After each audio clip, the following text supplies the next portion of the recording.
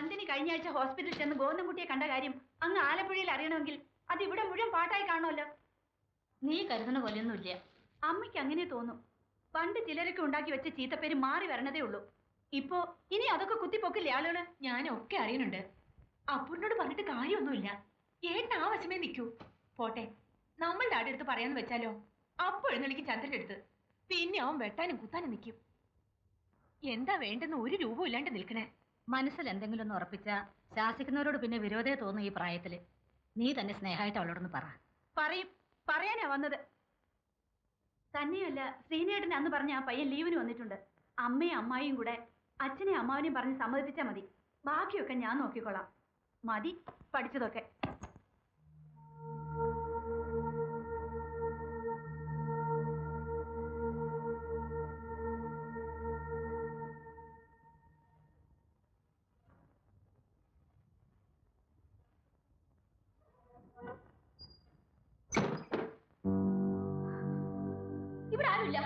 നാളെ കുറേയായി ആ തെണ്ടി എന്നെ പറഞ്ഞ് മോഹിപ്പിക്കണം.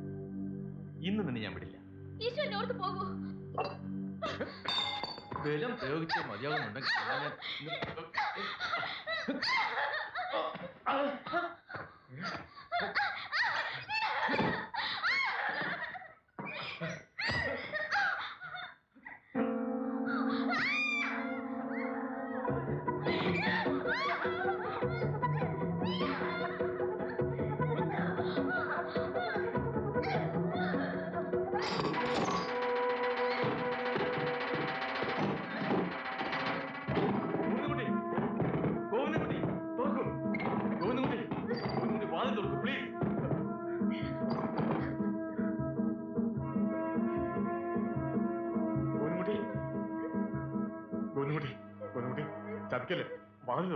പുത്തമ്പുരയ്ക്കലെ ചെറിയ കാരണവരുടെ യോഗ്യത നാലാളെ വിളിച്ചറിയിക്കട്ടെ.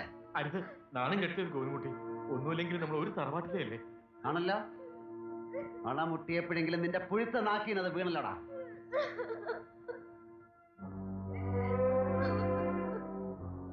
ഇവിടെ ആയിപ്പോയി. ഇത് നിന്റെ ശവം. കഴിഞ്ഞതൊക്കെ നമുക്ക് മറക്കാം. വാതിൽ തുറക്ക്. ഞാൻ ഇവിടെ നിന്റെ കാല് പിടിക്കാം. കാല് പിടിക്കണ്ട എന്റെ ഒന്നുമല്ല. അവിടെ ചെന്ന് പിടിക്കുക. ചെന്ന് മാപ്പ് വരാൻ പറ. ചെല്ലാം.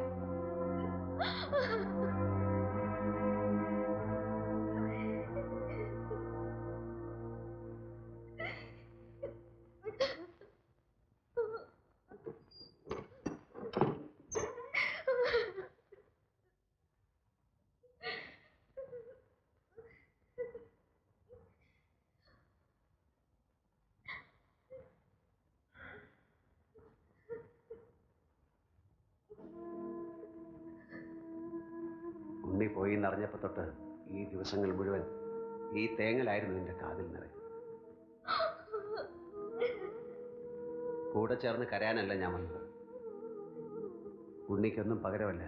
എന്നാലും ഈ ആയുഷ്കാലം മുഴുവൻ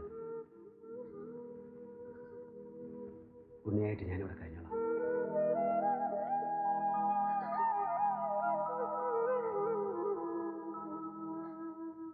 അടിപിടി കേസും കൊലപാതകവുമായി നടക്കുന്ന ഒരാളിന്റെ ഉറപ്പില് ഇനി അവധി തരാൻ ബാങ്കിന് പറ്റില്ല.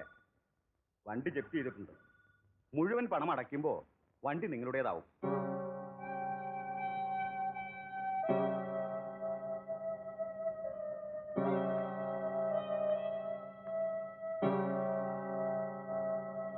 നീ ഇനി കൂടുതലൊന്നും ആലോചിക്കണ്ട. അവന്റെ ലീവ് കഴിയുന്നതിന് മുമ്പ് നമുക്ക് നടത്താവുന്ന ശ്രീനിയോട് ഞാൻ പറഞ്ഞെന്ന് പറ. ഞാൻ നോക്കിയിട്ട് വേറെ പ്രശ്നമൊന്നും കണ്ടില്ല. പക്ഷേ രണ്ടിൽ കേടുണ്ട്, അതിന് പരിഹാരമുണ്ട്. എന്നാ പിന്നെ പെണ്ണിനെ കാണണമെങ്കിൽ വന്ന് കണ്ടോട്ടെ. അതല്ല ഉറപ്പിച്ചാ മതിയെങ്കിൽ അങ്ങനെ. ഓഹോ, അപ്പൊ കാരണവരറിയാണ്ട് ഉറപ്പിക്കലൊക്കെ കഴിഞ്ഞു അല്ലേ? കഴിഞ്ഞു. എല്ലാ കാര്യങ്ങളും കാരണവന്മാരെ അറിയിച്ചോണോന്നുള്ള നിയമമൊക്കെ മാറി. അറിഞ്ഞില്ലേ? ഞാനറിയണ്ട, പക്ഷെ പെണ്ണറിയണ്ടേ? അവളുടെ സമ്മതം കൂടെ വേണമല്ലോ ഉറപ്പിച്ചത് നടക്കാൻ. വേണ്ട, ഇതുവരെ ചെയ്തു തന്ന ഉപകാരങ്ങൾക്കൊക്കെ നന്ദി. കൂടെപ്പിറപ്പുകളോട് എന്തെങ്കിലും സ്നേഹം ബാക്കിയുണ്ടെങ്കിൽ കൂടെ നിൽക്കണ്ട, കുത്തിത്തിരിപ്പുണ്ടാക്കാതിരുന്നാ മതി. സ്വന്തം മക്കൾ നല്ല നിലയിൽ പോണമെന്ന് എല്ലാവർക്കും ആഗ്രഹം ഉണ്ടാവില്ലേ? അപ്പോ അതിന് മക്കളുള്ളവർക്കല്ലേ മക്കളുടെ കാര്യം പറഞ്ഞാൽ മനസ്സിലാവൂ. അങ്ങനെ പറയരുത് പരമേശ്വരൻ നായരെ. ഉണ്ടല്ലോ മാനസപുത്രൻ. ഉള്ളിലിരിപ്പൊക്കെ അറിയാം, ഞങ്ങൾ ജീവനോടിരിക്കുന്നിടത്തോളം കാലം അത് നടക്കില്ല. സ്വന്തം ജീവിതം നശിപ്പിച്ചോ, ബാക്കിയുള്ളവരെയെങ്കിലും വെറുതെ വിട്. നീ പോവാൻ നോക്കടി, വണ്ടി തെറ്റണ്ട. വരട്ടെ അമ്മേ, വാ മോനെ.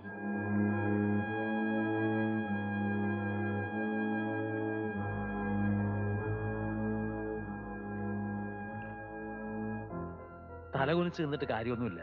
അതൊക്കെ പണ്ട്. പ്രായപൂർത്തിയായ പെണ്ണല്ലേ നീ? നിനക്ക് നാവിടുത്ത് പറഞ്ഞൂടെ? എന്നാലും എല്ലാരും കൂടി ഒന്നിച്ചെന്ന് പറയുമ്പോ പേടിച്ചു അല്ലേ? ചിലപ്പോ കൂടെ ഇറങ്ങി പോകേണ്ടി വരും. അവൻ വന്ന് വിളിക്കുമ്പോ അതിനുള്ള ധൈര്യം ഉണ്ടാക്കി വെച്ചോ.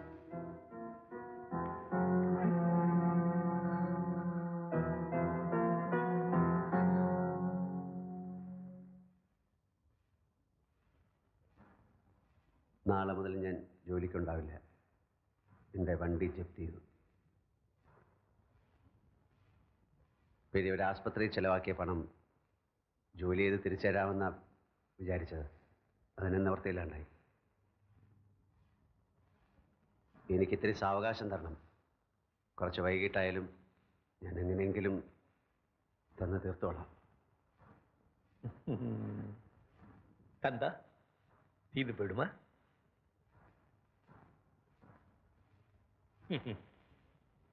நீ என்ன முதலாளின்னும் நான் உன்னை கோவிந்த குட்டின்னு விழிக்காம நீ என்ன பெரியவர், நான் உன்னை சின்னான்னு விழிக்கிறது எதுக்காக? கொடுத்து தீக்கிறதுக்காக.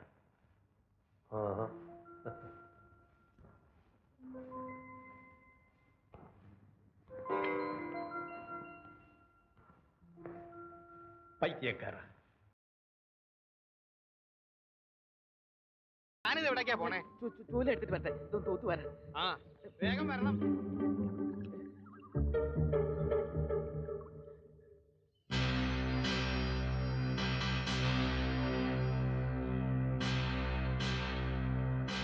ആന്റണി? അതെ.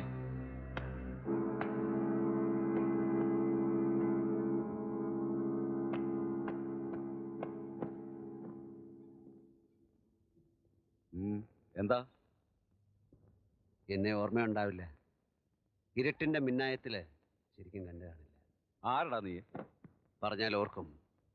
ഒരു ഗോവിന്ദൻകുട്ടി, പാവം ഗോവിന്ദൻകുട്ടി. നീ എന്റെ ഉണ്ണി.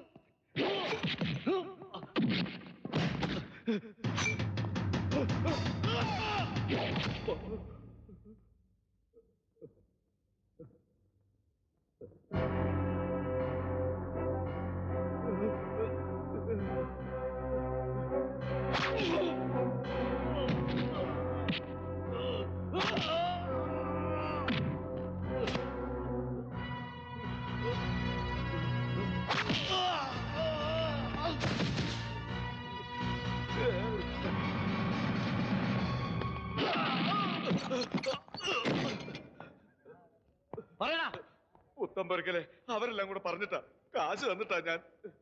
ഗോവിന്ദൻകുട്ടി, ഞാൻ പറഞ്ഞിട്ട് പോയാൽ മതിയേ. നടക്കടാ.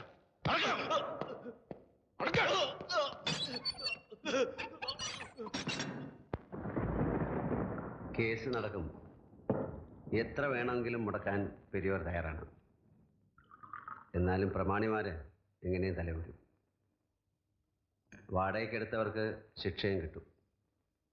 എന്നിട്ടെന്താ, അതൊന്നും പോയവർക്ക് പകരമാവില്ലല്ലോ.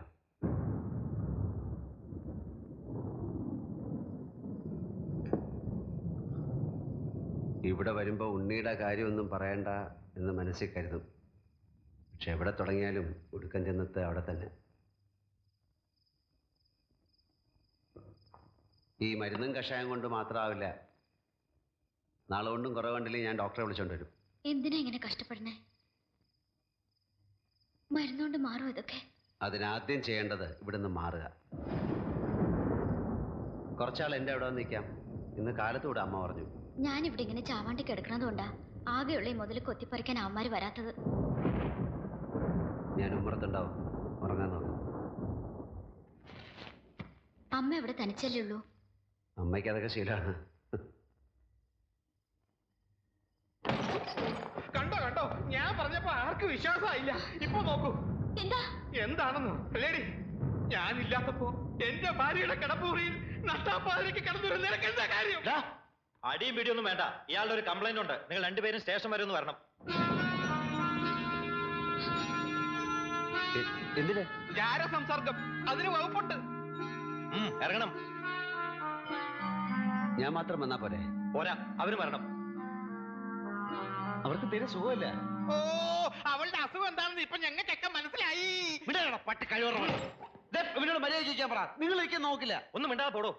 രാത്രിയാണ്, നല്ല മഴക്കോളുണ്ട്. നിന്ന് തിരിയാതെ ഇറങ്ങാൻ നോക്ക്.